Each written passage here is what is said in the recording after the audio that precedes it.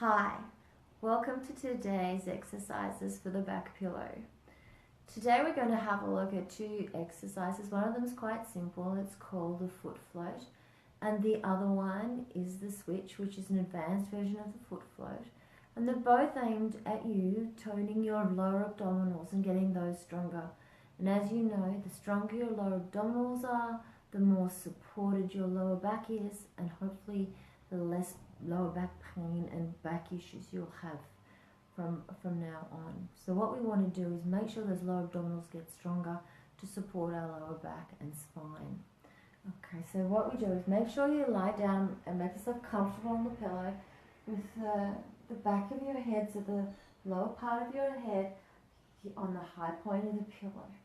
We'll have our legs lengthened out long so we can put some weight on that hip area right down here. Okay, so take your legs now, slide them in, keeping the weight down on the low part of your back. So you want to feel that your tailbone or your coccyx bone is pressing into the floor.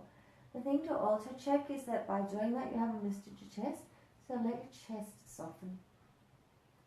Now the first exercise we're going to do is the heel float. For those of you that have done some Pilates, you might actually recognise this exercise as actually very similar to the knee float. And the reason why I've called it the foot float is that I don't want you to move your knee at all. So all we're going to do, and this is a fairly basic exercise, but you still need to focus on holding your stomach and your pelvic floor tight. So you're going to breathe out, hold your lower abdominals on and your pelvic floor tight as you just lift the foot off the floor, just float it up.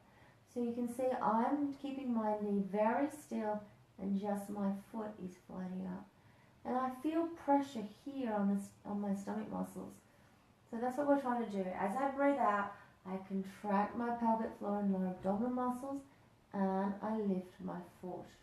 And I feel weight in this low pelvic area here.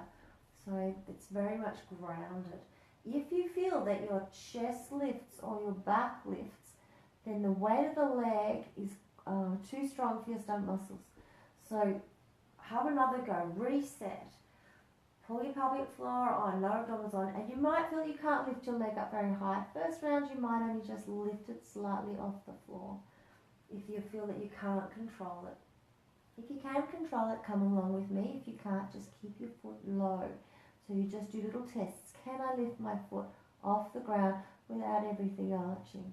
Okay, so we're looking out for that sudden lift of the chest.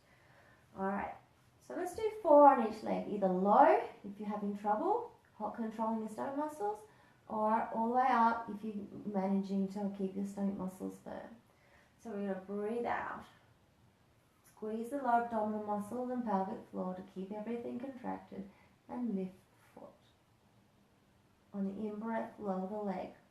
On the out-breath, lift the other foot. Breathing out, pelvic floor, lower abdominals, lift the foot. Bearing in mind we're not other side. Breathing out, lift the foot. Hold the stomach muscles tight. That's the concentration required for this exercise. We're not concentrating on lifting the foot. We're concentrating on holding the stomach muscles firm, checking the chest stays down, and we can feel flat through our abdominal wall. Breathing out, lift the foot. Just take a quick check. Has your chest lifted? If you can fit your hand in under here, it's too high. So make sure the chest is lowered. Use the pillow here. Use the pillow to help you keep your chest down on the ground. Breathing out, lift the foot.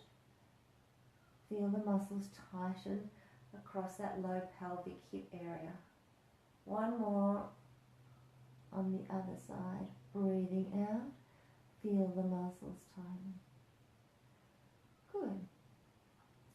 So, just let the knees go from side to side to relax the lower back, because it does create a bit of tension around this whole abdominal wall. Let that release off. Now, if you found that one fairly difficult and you're only lifting your foot just off the floor, then that's your exercise for now. And I don't want you to try the next exercise, because the next exercise is an intermediate exercise and it puts even more pressure on your stomach muscles. So you just stay with this one. If you're finding that you like a little bit more, come along with me. So this one's the switch. It's literally just changing feet in the air. So we're going to start the same way as did the previous exercise.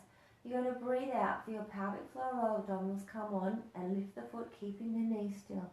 So it's the switch. We're going to just switch feet. Now this puts a lot of pressure on the stomach muscles. So you must breathe out and hold those muscles tight. Switch. Breathe out, hold those muscles tight and change legs.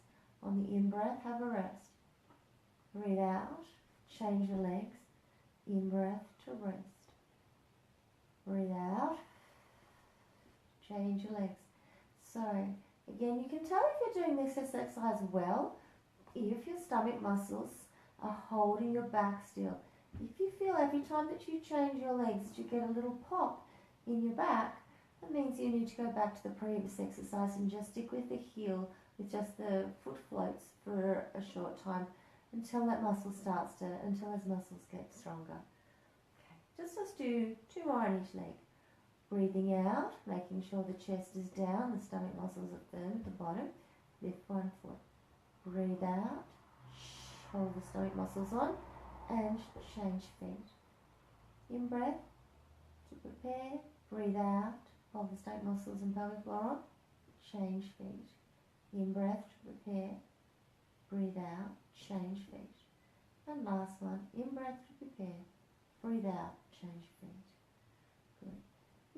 Just give your back a bit of a rest, take the knees from side to side slowly, or if you prefer, just hug the knees up. Okay, there are 2 exercises for today, the foot float and the switch. I look forward to seeing you next week. If you have any questions, please leave a comment below or send us an email at info the email address is info@BACpillow.com.au.